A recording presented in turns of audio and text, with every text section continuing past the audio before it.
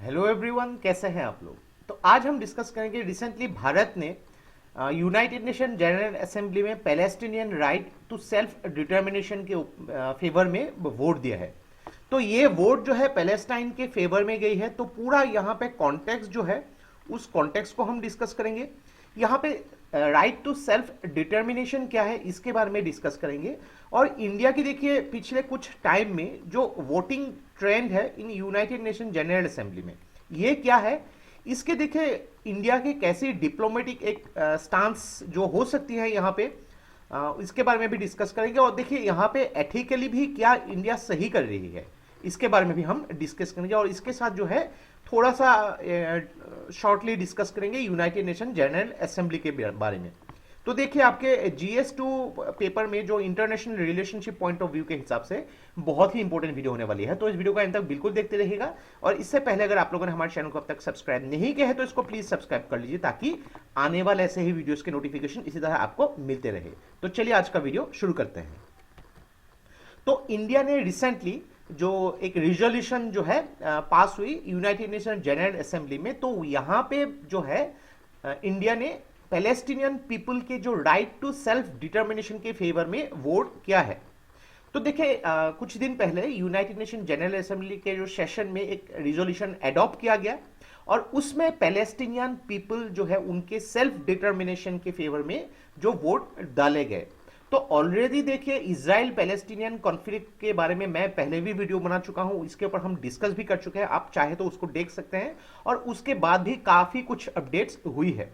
तो यहां पे देखिए टोटल 193 मेंबर्स में से 172 जो है वोट जो है डाले गए यहां पे। और उसमें देखिए सिर्फ 4 ही वोट ऐसे हैं जो इजराइल के फेवर में यानी कि पैलेस्टीनियन के अगेंस्ट गई।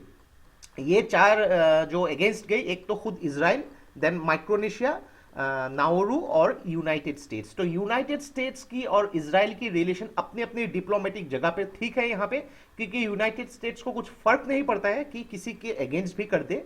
तो उन लोग देखिए अपने डिप्लोमेटिक रिलेशन को मेंटेन करने के लिए इसमें इजराइल के फेवर में उन्होंने वोट दिया है।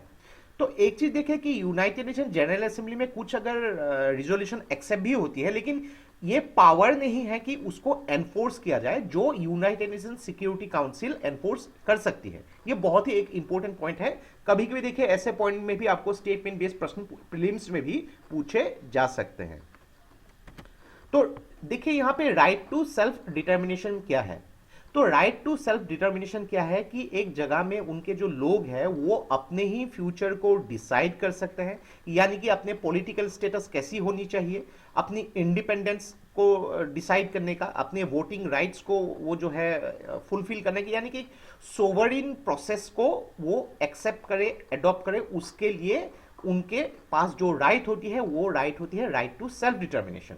और इसमें देखिए कुछ भी एक्सटर्नल प्रेशर नहीं होनी चाहिए, कुछ कंपल्शन या फिर कोरेशन नहीं होनी चाहिए, यानी कि किसी एक्सटर्नल स्टेट के इंटरफेरेंस के बगैर अगर यहाँ पे कोई भी स्टेट अपना स्टेट मतलब यहाँ पे मैं कंट्री की बात कर रहा हूँ, अगर अपने ही देशों की फ्यूचर पॉलिटिकल स्टेटस या फिर इंडिपेंडेंस को डिसाइड कर सके तो उसको राइट टू सेल्फ डिटर्मिनेशन कहा गया है। अभी देखिए यहाँ पे इजराइल ने किस तरीके से काफी कुछ चीजें इनजस्टिस की है।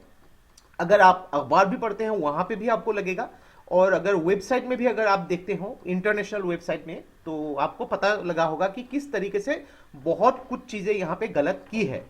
तो ये रिजोल्यूशन बेसिकली क्या था, राइट टू सेल्फ डिटर्मिनेशन।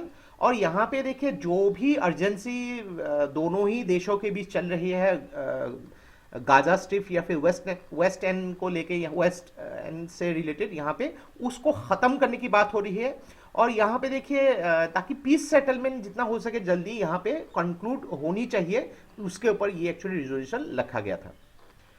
तो थोड़ा सा यहाँ पर डिस्कस करते हैं कि इंडिया की वोटिंग ट्रेंड कैसी है। तो इंडिया ने देखिए कई बार जो है ऐसे सिचुएशन में अपने आप को वोटिंग देने से जो है कंट्रोल किया था, यानी कि वोट नहीं भी दिया था। लेकिन यहाँ पे इस रिजोल्यूशन में इंडिया ने जो ड्राफ्ट रिजोल्यूशन, तो मेनली इंडिया ने डिमांड किया है कि जो भी ह्यूमैनिटेरियन जो प्रॉब्लम्स हो रही है वो इमीडिएटली बंद होनी चाहिए। इजराइल हमास कॉन्फ्लिक्ट जो है इमीडिएटली बंद होनी चाहिए। और जो भी लोगों को होस्टेज बना के रखा गया है अलग अलग जगहों में, वो इसराइल के द्वारा अगर रखा गया है तो उसको इमीडिएटली अनकंडीशनली रिलीज करनी चाहिए। तो अलग अलग देखा जाए कि इंडिया ने काफ़ी सिचुएशन में अपने आप से वोट नहीं डाला था किसी भी अगर डिसीजन लेना हो, लेकिन यहाँ पे देखिए इमीडिएटली इंडिया यही चाहती है कि जो भी लोग हैं उनको रिलीज करना चाहिए। तो इसमें एक कॉन्सेप्ट आप देख सकते हैं, ये है आप और ये आपके एक बहुत ही अच्छे मित्र है, ये फ्रेंड है ए, और एक दूसरे व्यक्ति है बी। अभी इनके साथ आपके ताल्लुकात जो है बहुत अच्छे हैं, जो इजराइल के साथ इंडिया की बहुत अच्छी ताल्लुकात है यहाँ पे। लेकिन देखिए ये अभी गलती से इन साहब के साथ जो है बहुत इनजस्टिस काम कर रहे हैं। भले ही ये भी कर रहे हो, ये एक अलग बात है, लेकिन फिलहाल जो है ये जो ए नाम के व्यक्ति ने बहुत गलत किया है इनके साथ। अभी देखिए जो इनको असिस्टेंस मिलना चाहिए, आपने इनको सपोर्ट किया। तो देखिए इंटरनेशनल रिलेशन में यहां पे अगर इनको पूरी सोसाइटी अगर सपोर्ट कर रही है और अगर आपने इनके अगेंस्ट में इनके अगेंस्ट चले गए तो ये आपके लिए भी ठीक नहीं है। और दूसरी बात है, क्योंकि देखिए बाकी सारे देश जो है उनके साथ भी आपको मिलकर रहना होगा, तो इनका इफेक्ट भी आपको भुगतना पड़ सकता है। लेकिन आपने इनको सपोर्ट किया है, इट डजंट मीन कि आपने इनके अगेंस्ट गई है। तो इंटरनेशनल रिलेशन में ये डिप्लोमेसी बहुत मैटर करते हैं। तो अगर देखें यहाँ पे यूक्रेन और रशिया वार में, इसमें थोड़ी सी अलग स्टांस था, क्योंकि रशिया ने यहाँ पे उनकी जो यूक्रेन के साथ प्रॉब्लम जो है ये थोड़ी सी इंटरनल भी आप मान सकते हैं। और दूसरी बात है कि रशिया ने क्लियर कर दिया था कि कोई भी अगर यूक्रेन के फेवर में आएंगे तो वो रशिया के अगेंस्ट जाना जैसा होगा। और इंडिया यहाँ पे अगर देखा जाए यूक्रेन के साथ बहुत ही अच्छी ताल्लुकात नहीं भी थी। तो देखिए इंडिया ने जितना कोशिश की कि यहाँ पे ऑपरेशन के द्वारा अलग अलग यूक्रेन से जितने भी भारतीय थे या फिर आस पड़ोस के देशों के लोगों को वहां से लेके आए, लेकिन इंडिया ने यहाँ पे जो है डिप्लोमेटिक स्टांस के थ्रू यूक्रेन को सपोर्ट नहीं किया था। लेकिन इंडिया ने यहाँ पे समझाने की भी कोशिश की थी, बट एज ए मेडिएटर काम नहीं किया था इंडिया ने। क्योंकि ये देखिए इंटरनेशनल रिलेशन में अब जब भी आपको डिप्लोमेसी मेंटेन करना पड़ता है तो ये एक बहुत ही हाई प्रोफाइल जो स्कॉलर्स है उनके एक जो एक्सपीरियंस के साथ बात करके यहाँ पे डिसीजंस लिए जाते हैं। तो इंटरनेशनल डिप्लोमेसी में बहुत ये क्रूशियल है, हम लोग सीधा नहीं सोच सकते हैं। लेकिन देखिए एथिकली भी हम लोग को यहाँ पे सोचना पड़ेगा कि अभी पैलेस्टीनियन के साथ जो भी इनजस्टिस हो रही है एटलीस्ट वो बंद होनी चाहिए। आपस में उनके अगर पैलेस्टाइन को एज ए देश देखिए भारत नहीं मानता है या फिर अलग से सपोर्ट नहीं करता, लेकिन जो भी इनजस्टिस हो रही है उसको देखिए भारत खत्म करना चाहती है कि ये इनजस्टिस नहीं होनी चाहिए। बाकी दोनों ही देशों की इंटरनल जो चीजें हैं उसमें भारत नहीं आ रहा है। तो यही इंटरनेशनल डिप्लोमेसी को देखिए अलग अलग तरीके से आपको सोचना पड़ेगा। लेकिन एक चीज देखिए, यूक्रेन रशिया वॉर या फिर इजराइल पैलेस्टीनियन वॉर, ये दोनों ही हालतों में अलग अलग है, दोनों को इंटरलिंक नहीं किया जा सकता है। तो अगर देखा जाए पिछले कुछ हफ्तों में इंडिया की वोटिंग पैटर्न अगर यूनाइटेड नेशंस में देखा जाए तो इंडिया यही चाहती है कि अरब वर्ल्ड के साथ एक बैलेंस रखा जाए।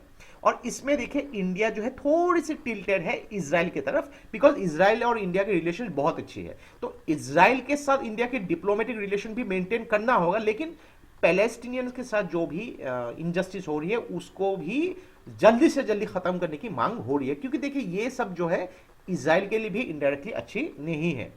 तो थोड़ा सा यहाँ पे देखिए मैंने अपना पॉइंट ऑफ व्यू डाला है एथिकली, या फिर ये इतना सिंपल नहीं है जितना आप सोच रहे हैं। थोड़ा सा आपको यहाँ पे पुराने जो न्यूज़ को भी रेफर करने होंगे यहाँ पे, तो उसके हिसाब से आप अगर आपको क्रिटिकली एनालाइज करने को पूछा गया एग्जाम में तो आप अपने पॉइंट ऑफ व्यू दे सकते हैं। तो थोड़ा सा यहाँ पे डिस्कस करते हैं यूनाइटेड नेशन जनरल असेंबली के बारे में। डेफिनेटली आप लोग जानते हैं कि यूनाइटेड नेशन ऑर्गेनाइजेशन का ये प्रिंसिपल 6 ऑर्गन्स में से एक ही है। 1945 में इसकी शुरुआत हुई थी सभी की। तो जनरल असेंबली में यहाँ पे क्या होती है कि एक डिलीबरेटिव पॉलिसी मेकिंग बॉडी है यूनाइटेड नेशंस का, जहाँ पे 193 मेंबर स्टेट्स है। अलग अलग देखिए यहाँ पे ग्लोबल इश्यूज हो, डेवलपमेंट्स रिलेटेड हो, बजटरी मैटर्स हो, उसमें डिसीजन ली जाती है। काफी सारे डिप्लोमेटिक डिस्कशन या फिर रिजोल्यूशन की बात होती है। तो मेजर जो डिस्कशन है उसमें देखिए अगर एक्सेप्ट करना हो तो 2/3 मेजोरिटी की जरूरत होती है। और अगर यहाँ पे सिंपल मैटर्स के ऊपर यहाँ पे जो सिंपल मेजोरिटी से भी वहाँ पे डिसीजन लिए जाते हैं। तो वेरी वेरी इंपॉर्टेंट कि थोड़ा सा यूनाइटेड नेशन जनरल असेंबली के बारे में भी आप स्टडी कर ले।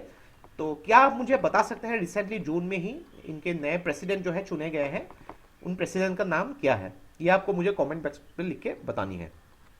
तो ये था हम लोग का complete analysis regarding the Palestinian right to self determination, जहां पे भारत ने पैलेस्टीन के फेवर में यूनाइटेड नेशन जनरल असेंबली में वोट डाला है। तो आशा करते हैं वीडियो से आपको बहुत कुछ चीजें सीखने को मिला होगा, और ये वीडियो अगर आप लोग को अच्छा लगे इसको प्लीज लाइक कीजिए, इसको सब्सक्राइब कीजिए, इसको शेयर कर दीजिए। तो आज के लिए बस इतना ही। देखते रहे study rise, take care, thank you and Jai Hind.